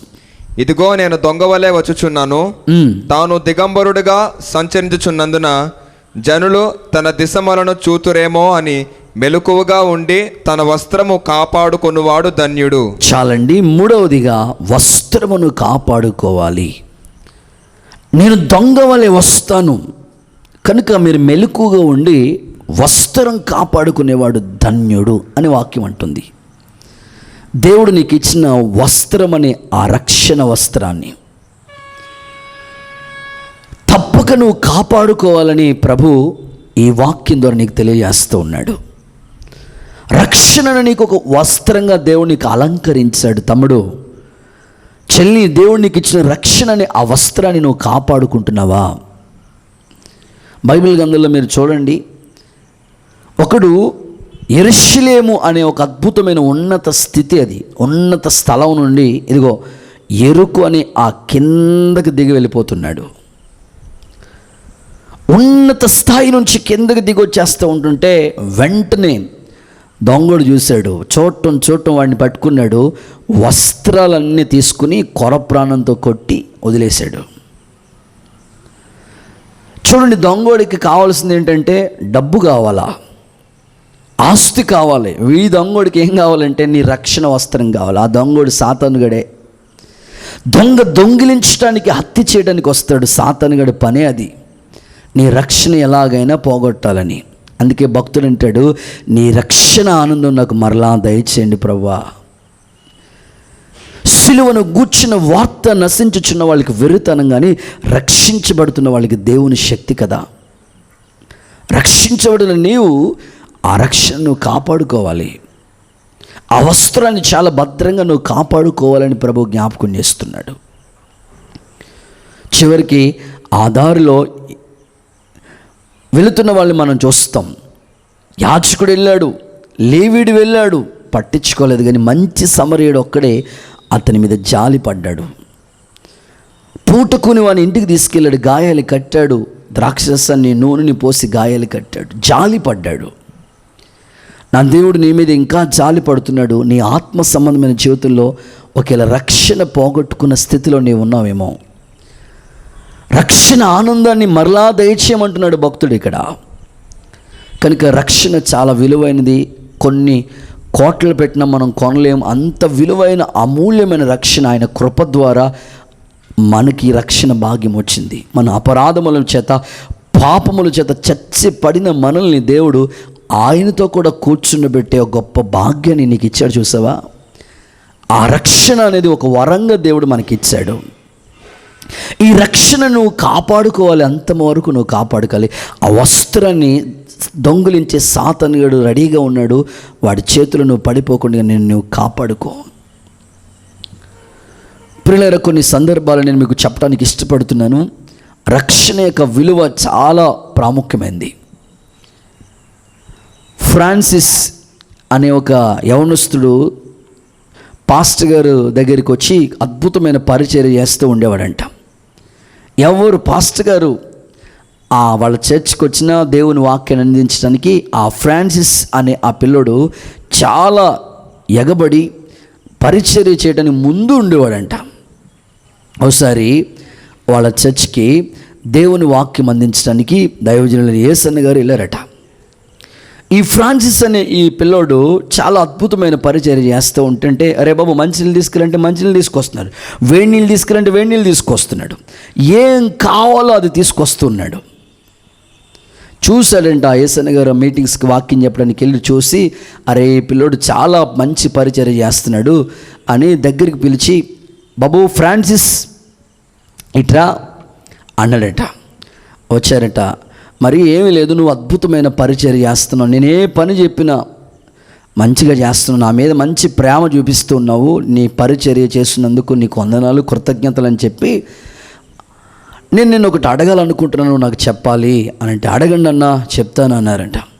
మరేమీ లేదు, నువ్వు ఎలా రక్షించబడ్డావు, ఏ వాక్యం నేను దర్శించింది, ఏ వాక్యం చేత నీవు రక్షించబడ్డావు, నీకు ఎవరు రక్షణ మార్గాన్ని ప్రకటించారు, నీకు ఎవరు బాప్తిస్మ ఇచ్చారు, నువ్వు ఎలా రక్షించబడ్డావు ఆ రక్షణ సాక్ష్యం గురించి చెప్తే నేను అనేకమైన స్థలాలకి దేవుని వాక్యం చెప్పడానికి వెళతాను కదా, వెళ్ళేటప్పుడు ఖచ్చితంగా నీ సాక్ష్యాన్ని గురించి నేను చెప్తాను, పంచుకుంటాను.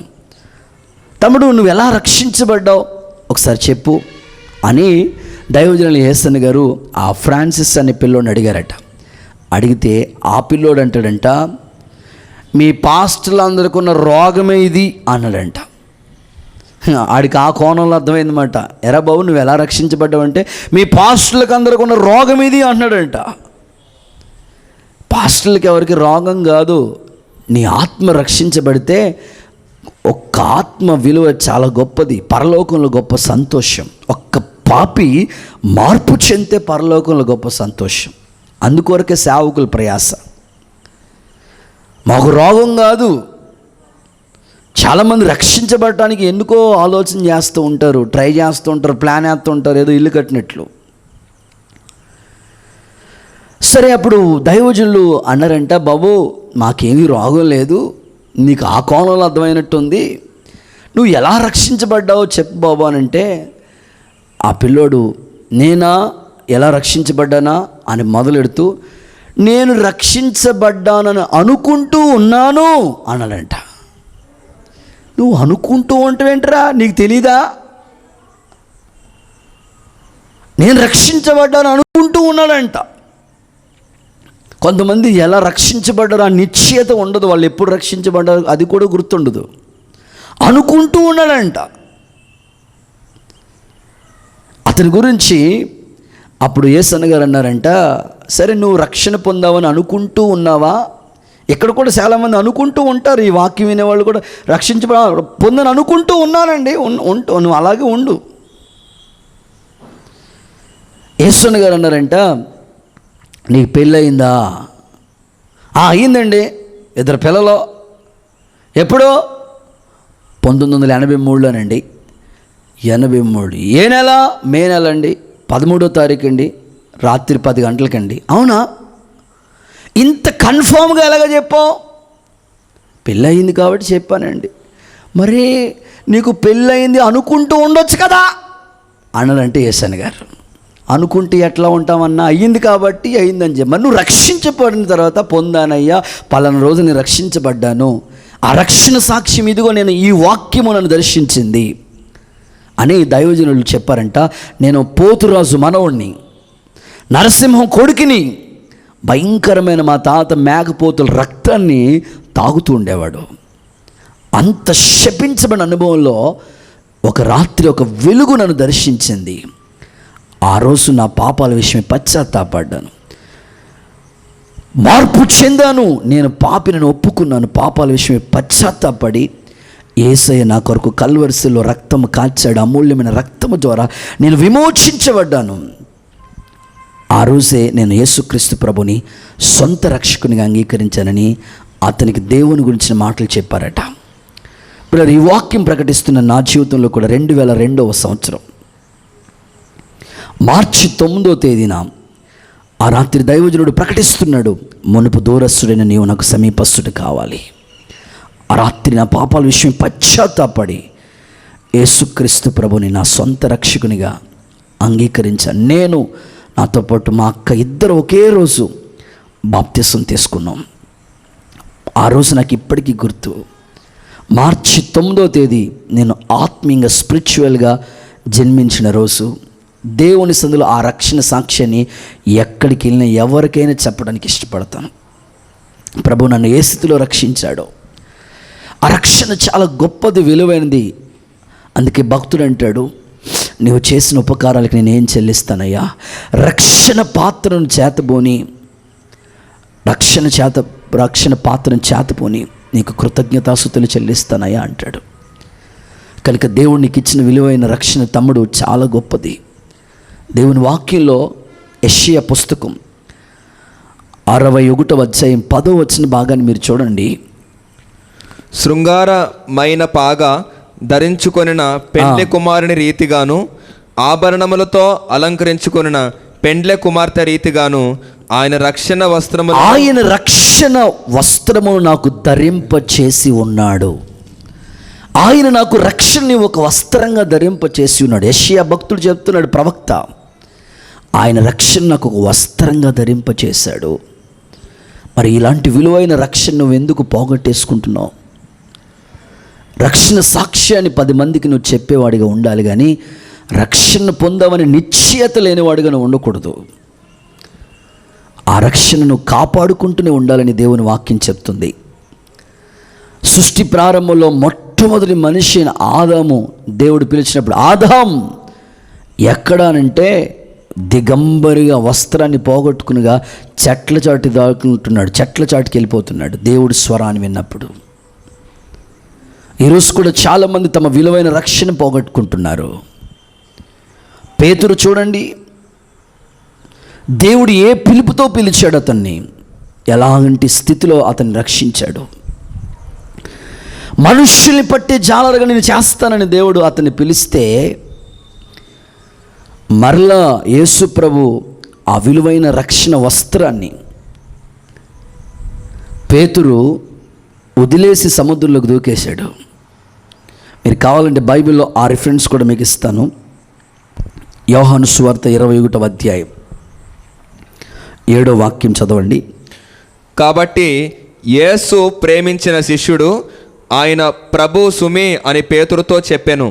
ఆయన ప్రభు అని సీమోను పేతురు విని వస్త్రహీనుడై ఉన్నందున పై బట్ట వేసి సముద్రంలో దుమికెను. సముద్రంలోనికి వదిలేసి వెళ్ళిపోయాడు. చూడండి, యేసు ప్రభు అద్భుతమైన సేవ భారాన్ని సీమోన్ పేతురికి ఇస్తే, మనుష్యుల్ని పట్టే జారలుగా అతన్ని ఎన్నుకుంటే, యేసు ప్రభు మరణాన్ని జయించి తిరిగి లేచిన తర్వాత యేసు ప్రభుతో జీవించిన కాలాన్ని అతడు మర్చిపోయి వస్త్రహీనుడై సముద్రంలో దూకేసి ఆ మరలా ఏ వల అయితే పట్టుకున్నాడో ప్రారంభంలో ఆ వల వదిలేశాడో, మరలా అదే వల పట్టుకుని చేపలు పట్టుకోవడానికి వెళ్ళిపోయాడు. యేసుప్రభు కనపడిన వెంటనే అప్పుడు అక్కడే వల వదిలేసి వస్త్రం వదిలేసి సముద్రంలో దూకేశాడు. ప్రభు తను అక్కడ ప్రత్యక్షపరుచుకుంటాడు. చివరికి పేతురుతో మాట్లాడతాడు, పేతురు, నువ్వు నన్ను ప్రేమిస్తున్నావా? నీవు మరలా ప్రేమిస్తున్నావు. 3 సార్లు పేతురుని అడిగాడు దేవుడు. అయ్యా, నేను ప్రేమిస్తున్నాను, ప్రేమిస్తే నా గొర్రెల్ని కాయి, ప్రేమిస్తే నా గొర్రెల్ని మేపు అని ఒక అద్భుతమైన బాధ్యత అప్పగించాడు. నువ్వు యవ్వనస్తుడిగా ఉన్నప్పుడు నీకు మనసుకు నచ్చినట్లున్నావు, ఇదిగో ఇప్పుడు నేను వేరొకడు పరిశుద్ధాత్మ నీ నడాన్ని కడతాడు, నీకు ఇష్టం కాని స్థలాలకు తీసుకుని వెళతాడు అని అద్భుతమైన పరిచర్య పేతురు ద్వారా దేవుడు జరిగించాడు. పేతురు ఈ సంఘం మీద, ఈ బండ మీద నా సంఘాన్ని కడతావు అని ప్రభు చెప్పాడు. ఈరోజు పాఠం ఏమిటంటే, అస్థిరుడైన పేతురు యొక్క హృదయాన్ని దేవుడు స్థిరపరచి రక్షణ వస్త్రాన్ని పోగొట్టుకున్న అనుభవాలు సేవ విడిచి వెళ్ళిపోయిన తన జీవితంలో మరలా నూతన సృష్టిగా మార్చి ఒక బలమైన అద్భుతమైన పరిచారకుడిగా, తను బోధిస్తే 3,000 మంది, తను బోధిస్తే 5,000 మంది బాప్తిస్మాలు పొందినట్లుగా అద్భుతమైన సేవకుడిగా దేవుడు తీర్చిదిద్దాడు. అతను నీడ పడితే అనేకులు బాగుపడిపోయి అద్భుతమైన కృపను కూడా దేవుడు పేతురికి ఇచ్చాడు. ఈరోజు ప్రభు నీకేం జ్ఞాపకం చేస్తుందంటే, నువ్వు ఏ స్థితిలో నీ రక్షణను పోగొట్టుకున్నావో మరలా ఆ స్థితి నువ్వు గుర్తు చేసుకుని తిరిగి మార్పు చెంది తిరిగి పశ్చాత్తాపడి ప్రభువును వెతికితే పోగొట్టుకున్న రక్షణానందాన్ని తిరిగి మరలా నీకు దయచేయడానికి దేవుడు సమర్థుడే. చాలామందిని చూస్తూ ఉంటానండి, బాప్తిసం పొందిన కొత్తలో చాలా ఉద్యోగంగా వాళ్ళు ఉంటారు. సరిగ్గా 4 రోజులు లేకపోతే 4 వారాలు కరెక్ట్గా గుడికి వస్తారు.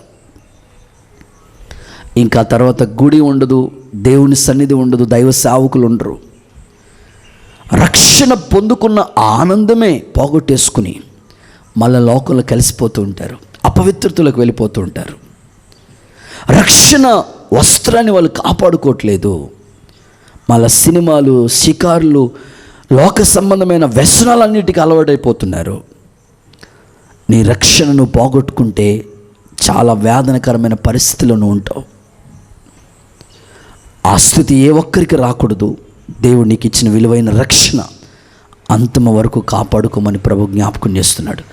అంతము వరకు కాపాడుకున్నవాడే రక్షించబడతాడని దేవుని వాక్యం అంటుంది. కనుక నీ ఆత్మ సంబంధమైన జీవితంలో అంతము వరకు నీ రక్షణ కాపాడుకోగలిగితే దేవుని సముఖంలో ఉన్నతమైన కృప ఆశీర్వాదాలతో దేవుడిని నింపి నడిపించడానికి సమర్థుడే. కనుక నీ ఆత్మ సంబంధమైన జీవితంలో ఎన్నటికీ నీ రక్షణ కోల్పోవద్దు, పోగొట్టుకోవద్దని ప్రభు నీకు జ్ఞాపకం చేస్తున్నాడు.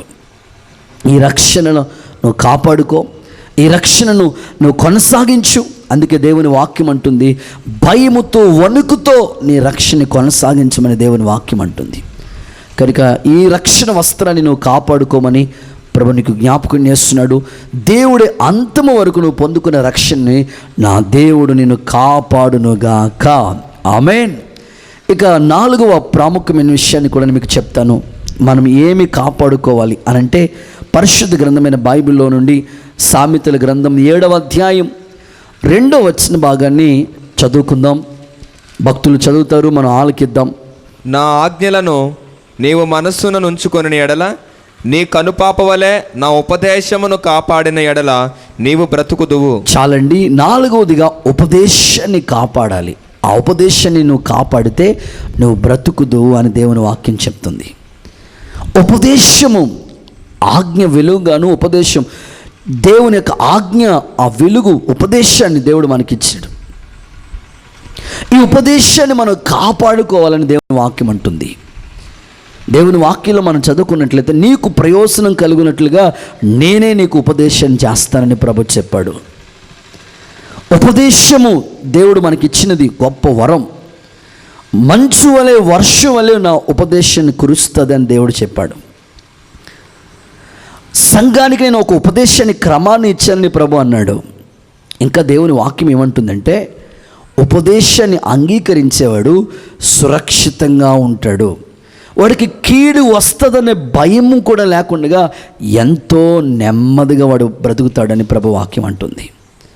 కనుక ఉపదేశమును మనం కాపాడాలి, కాపాడుకోవాలి. వాక్యం అనే ఆ ఉపదేశ క్రమాన్ని దేవుడు నీకు ఇచ్చాడు కదా. ఈ ఉపదేశాన్ని నువ్వు కాపాడుకుంటూ ఉండాలని దేవుని వాక్యం బైబిల్లో స్పష్టంగా చెప్తున్నారు.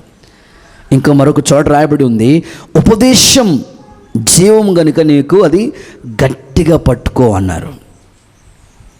ఈ ఉపదేశాన్ని మనం కాపాడుకోవాలండి. దేవుడు మనకి సంఘానికి ఒక ఉపదేశం ఇచ్చాడు. సేవా పరిచర్యలో ఒక ఉన్నత ఉపదేశం నిన్ను కడుతూ ఉన్నాడు. ఆ ఉపదేశాన్ని నువ్వు గైకొనాలి, ఉపదేశానికి నువ్వు లోబడాలి, ఉపదేశాన్ని గట్టిగా నువ్వు పట్టుకోవాలని ప్రభు వాక్యం చెప్తుంది. ఆ ఉపదేశం మీద నీ జీవితాన్ని నువ్వు కట్టుకోవాలి. ఉపదేశాన్ని ఎవరైతే కాపాడుకుంటారో వాళ్ళ జీవితం ఎంతో దీవెనకరంగా సాగిపోతుంది. చాలామంది అంటూ ఉంటారు, ఉపదేశం అంటే ఏంటండి, ఉపదేశం అంటే ఏంటండి. ఒకసారి ఒక విశ్వాసి సంఘానికి వెళ్ళారంట. దేవుని వాక్యం చెప్పడానికి సేవకులు వచ్చారట. దేవుని వాక్యాన్ని ప్రకటించారట. వాక్యం అంతా అయిపోయింది, ప్రసంగం అంతా అయిపోయింది.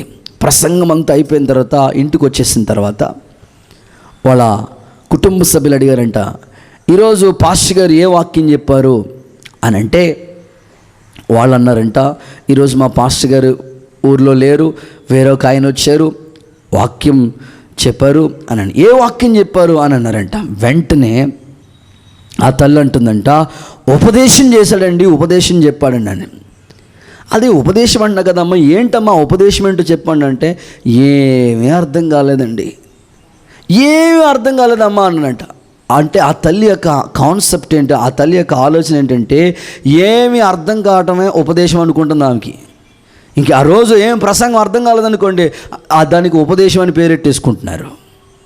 అర్థం కాలేనిది కాదు ఉపదేశం అంటే. ఉపదేశం అంటే ఏంటి చదవండి మీరు బైబిల్ గ్రంథంలో. ఉపదేశం అంటే ఏంటో తెలుసా? అపోస్తలుడైన పౌలు తిమోతికి రాసిన మొదటి పత్రిక 1వ అధ్యాయం 5వ వచనంలో చెప్తున్నాడు. ఉపదేశ సారం ఏదనగా అని ప్రారంభిస్తున్నాడు. ఉపదేశ సారాంశం ఏదనగా, ఉపదేశ సారాంశం ఏదనగా పవిత్ర హృదయములో నుండి, పవిత్ర హృదయము నుండి, మంచి మనస్సాక్షి నుండి, మంచి మనస్సాక్షి ఉండి, నిష్కపటమైన విశ్వాసము నుండి కలుగు ప్రేమయే. చాలు. ఉపదేశం అంటే ఏంటి అక్కడ చెప్తున్నాడు. పవిత్రమైన హృదయం, మంచి మనస్సాక్షి, నిర్దోషమైన నిష్కలంకమైన విశ్వాసంతో కూడిన పవిత్రమైన ప్రేమ. ఇది ఉపదేశం యొక్క విలువ. సంఘంలో చెప్పబడుతున్న ప్రతి వాక్యము మంచి మనస్సాక్షితో జీవించటం, పవిత్రమైన హృదయం కలిగి ఉండాలి, నిష్కపటమైన ప్రేమ కలిగిన విశ్వాసాన్ని మీరు జీవితంలో ఉంటే అదే ఉపదేశ సారాంశం. అంతేగాని నీకు అర్థం కాని ఉపదేశం కాదు తమ్ముడా, నాకు ఈరోజు ఏం అర్థం కాలేదండి అంటే అది ఉపదేశం అని పేరెట్టేసుకుంటున్నారు చాలామంది.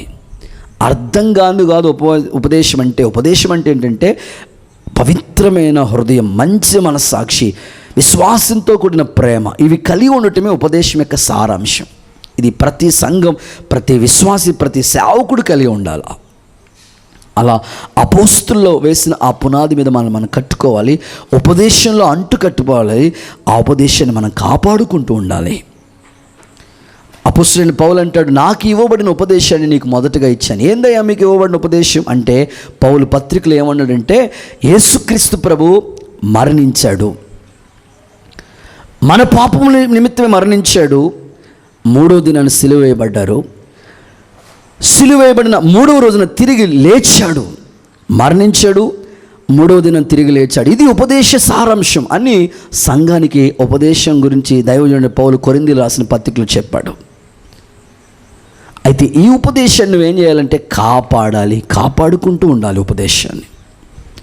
బైబిల్లో 7 సంఘాల గురించి రాసిన ఆ యొక్క 7 సంఘాల గురించిన పత్రిక, ఆ యొక్క ప్రకటన గ్రంథంలో 7 సంఘాల గురించి దేవుని వాక్కు చెప్తూ, ప్రతి సంఘానికి ఆత్మ చెప్పు సంగతులు చెవుగలవాడు వినుగాక, ఆత్మ చెప్పు సంగతులు చెవుగలవాడు వినుగాక అని చెప్తూ ప్రతి సంఘాన్ని గురించి నీవు ఇలా ఉన్నావు, నీ సహనం నాకు తెలుసు, నీ క్రియలు నాకు తెలుసు, అయినా నువ్వు నా వాక్యాన్ని గైకొనలేదు అని నువ్వు అనలేదు అని ఒక్కొక్క సంఘాన్ని గురించి ఒక్కొక్క మాటలు దేవుడు చెప్తూ వచ్చాడు. అయితే ఫిలదెల్ఫియా సంఘాన్ని గురించి ఒక మాట చదువుకుందాం. ప్రకటన గ్రంథం 3వ అధ్యాయం 8వ వచనాన్ని భక్తుడు చదువుతాడు.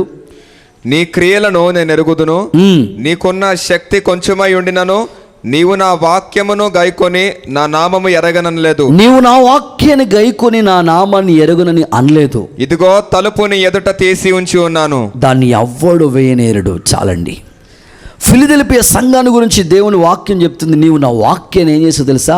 గైకొన్నావు, ఉపదేశాన్ని కాపాడావు నువ్వు, కనుక నీ ఎదుట నేను తలుపు తెరిచి ఉన్నాను. ఎవరైతే దేవుని వాక్యాన్ని, చాలామంది వాక్యం వింటారండి, ఒక ప్రసంగం ఏంటండి, ఆదివారం అందరూ లైవ్ ఇస్తూ ఉన్నారు కదా, పొద్దున్న ప్రసంగం, మధ్యాహ్నం ప్రసంగం, సాయంకాలం ప్రసంగం, రాత్రి ప్రసంగం, రోజుకి 5 ప్రసంగాలు వింటూ ఉన్నారు. మంచిదే, వినండి, తప్పేం లేదు. కానీ వినే ప్రసంగాలకి మార్కులు వేసుకుంటే నీకే నష్టం. ప్రసంగానికి మార్కులు వేసుకోకు, నీ బ్రతుకుకి మార్కులు వేసుకో. వాక్యానుసారమైన జీవితం నాలో ఉందా లేదని నువ్వు మార్కులు వేసుకుంటే నువ్వు వాక్యమనే ఉపదేశాన్ని గైకున్నవాడివి అవుతావు. మార్కులు వేసుకున్నవాడిగా ఉంటే నువ్వు ఎప్పుడు ఇంకా మార్కులు వేసుకున్నవాడిగా ఉంటావు. చివరికి దేవుడికి మార్కులు వేస్తాడు, గుడ్డు 0 అని మార్కులు వేస్తాడు. ఎందుకంటే ఏ రోజు ఏ వాక్యం నువ్వు పాటించలేదు కదా. కనీసం ఈ ఆదివారం వినకపోతే వచ్చే ఆదివారం అయినా సరైన వాక్యము సరిదిద్దుకుందాం. అరే ఈరోజు ఉపవాస కూడికలో దేవుడు మనతో మాట్లాడాడు, ఆ పలానా రోజు ఈ వాక్యం ద్వారా దేవుడు నన్ను దర్శించాడు, ఈ రోజైనా నా బ్రతుకు సరిదిద్దుకుందాం, ఈ వాక్యం నన్ను పట్టుకున్నది, దర్శించబడ్డాను, ఈ వాక్యం నేను గైకుంటాను అని ఉపదేశం నువ్వు కాపాడాలి కదా. నీకు తెలుసు ఉపదేశం. అండ్ ఈ రోజుల్లో వాక్యం తెలియని వాళ్ళు ఎవరున్నారు? ఇంటర్నెట్ ప్రపంచం అంతా అన్ని కోణాలుగా వాక్యం వెళ్తుంది. ఎవరు చెప్తున్న వాక్యం ఏంటో అన్నీ గమనిస్తూ ఉన్నారు. అన్నీ తెలుసు అందరికీ. అయితే తెలుసు కానీ దాన్ని పాటించట్లేదు. సరిగ్గా నీ జీవితంలో ఎందుకు ఫెయిల్యూర్ అవుతున్నావంటే వాక్యం నీకు బాగా తెలుసు, కానీ ఆ వాక్యం నీ దగ్గరికి వచ్చినప్పటికీ నువ్వు మడత పెట్టేస్తున్నావు. వాక్యం నీ దగ్గరికి వచ్చినప్పటికీ నువ్వు నాకు కాదనుకుంటున్నావు. పాస్టర్ గారు వాక్యం చెప్తా ఉండేవారంటే ఆదివారం గుళ్ళో ఒక ఆమె చాలా ఉద్యోగంగా హల్లెలూయా స్తుతి స్తోత్రం అనుకుంటూ ఉన్నదంట, చాలా బాగా స్పందించిందట. ఓ రోజు వాక్యం చెప్తుండంటే అసలు స్పందించట్లేదంట. హల్లెలూయా చెప్పట్లేదంటే స్తోత్రం చెప్పట్లేదని ఆమె రిఫరెన్స్ కూడా తీయట్లేదంట, తలకాయకి అట్లా కిందకి వేసుకునే ఉందంట. ఆ పక్క అన్నదంట, నువ్వు ప్రతిసారి వాక్యం చెప్పినాడు, నువ్వే రెఫరెన్స్ చదివేదానివి, నువ్వే హల్లెలూయా స్తుతి అని చాలా ఉజ్జీవంగా ఉండేది. అసలు ఏం చేయట్లేదంటే పాస్టర్ గారు చెప్పే వాక్యాలన్నీ నాకు కాదు, నా హ్యాండ్ బ్యాగ్కే అన్నానంట. నాకు కాదు, నా హ్యాండ్ బ్యాగ్కే తగులుతున్నాయని నేను కింద చూసుకుంటాను అంటుందంట. ఏమండి, హ్యాండ్ బ్యాగ్ చెప్తారా, కిటికీలకి చెప్తారా పాస్టర్ గారు వాక్యం, గుమ్మాలకు చెప్తాడా? నీకే కదా. నువ్వు సరిదిద్దుకో, వాక్యాన్ని ఉపదేశాన్ని కాపాడు, గైకుంటే నీ ఎదుట మూయబడిన ప్రతి తలుపుని నా దేవుడు తెరుచునుగాక. దేవునికి చప్పట్లు కొడుతూ యేసయ్యకి మహిమ చెల్లించు. నీ ఎదుట మూయబడిన ప్రతి తలుపు దేవుడు తెరుస్తాడు.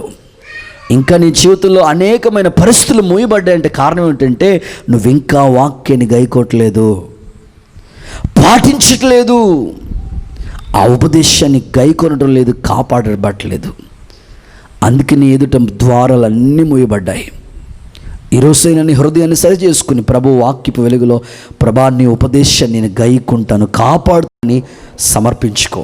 ఇక చివరి మాట, 5వ మాట చెప్పేసి నేను మీకోసం ప్రార్థన చేయడానికి ఇష్టపడుతున్నాను. 5వది మనం ఏమి కాపాడుకోవాలి అని అంటే బైబిల్ గ్రంథంలో ఎఫెసీయులకు రాసిన పత్రిక 4వ అధ్యాయం 1వ వచనం.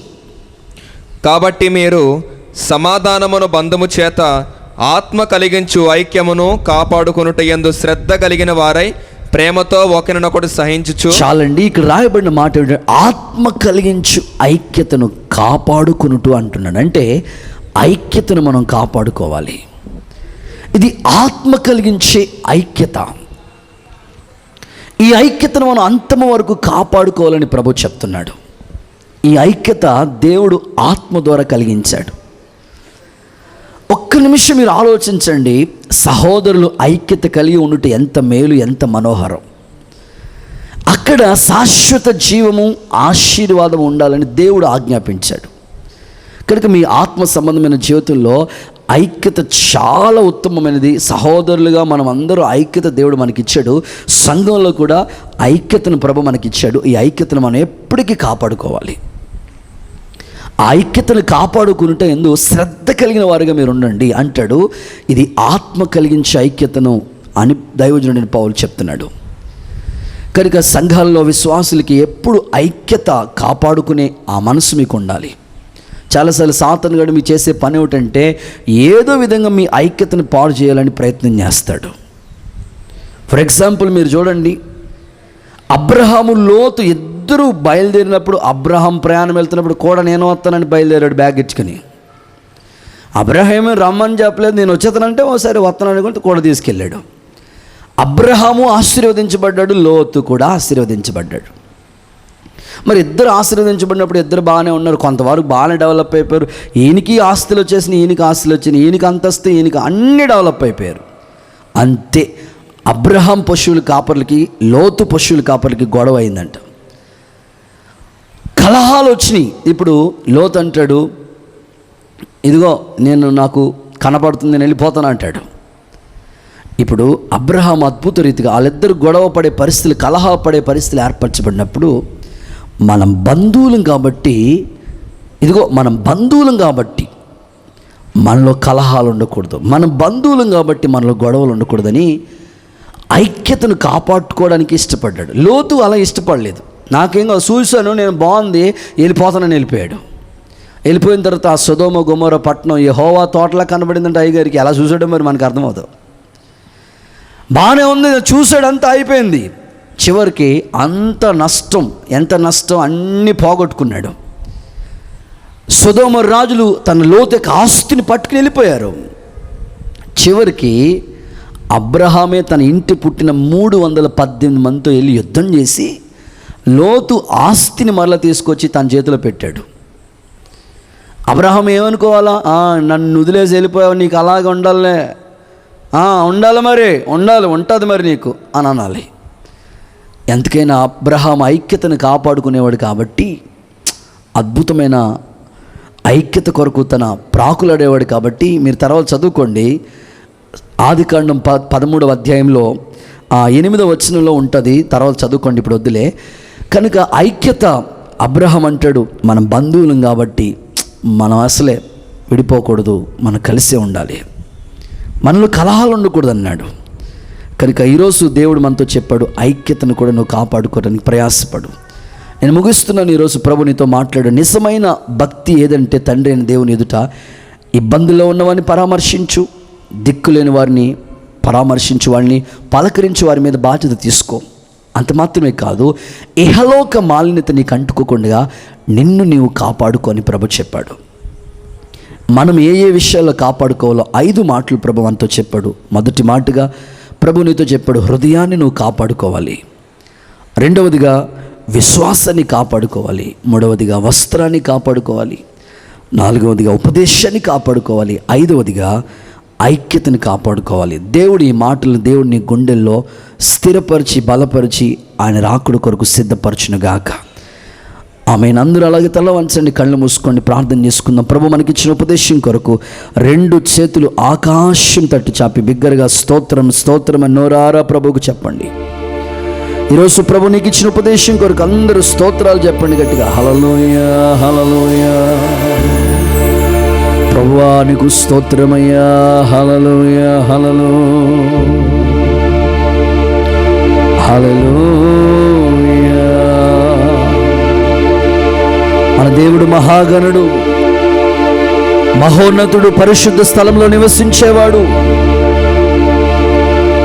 అంతము వరకు సజీవ సాక్షిని నేను కాపాడుకుంటానయ్యా మెలకుతో అని తీర్మానంతో ప్రార్థన చేసుకో.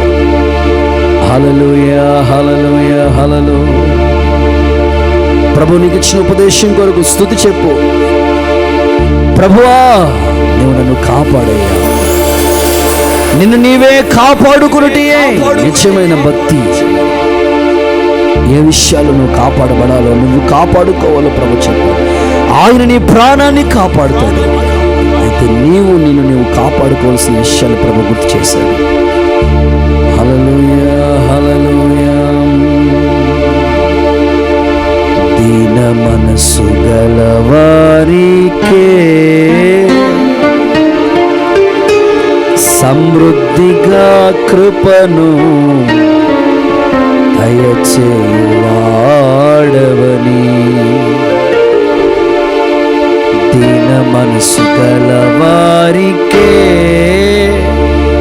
సమృద్ధిగా కృపను దయచేయువాడవని. ఈ సముఖములో సజీవ సాక్షి కాపాడుకుందును మెలకువతో. నీ సముఖములో సజీవ సాక్షి కాపాడుకుందును మెలకువతో. హల్లెలూయా యేసయ్యా నీకు స్తోత్రమయ్యా. హల్లెలూయా యేసయ్యా నీకు స్తోత్రమయ్యా.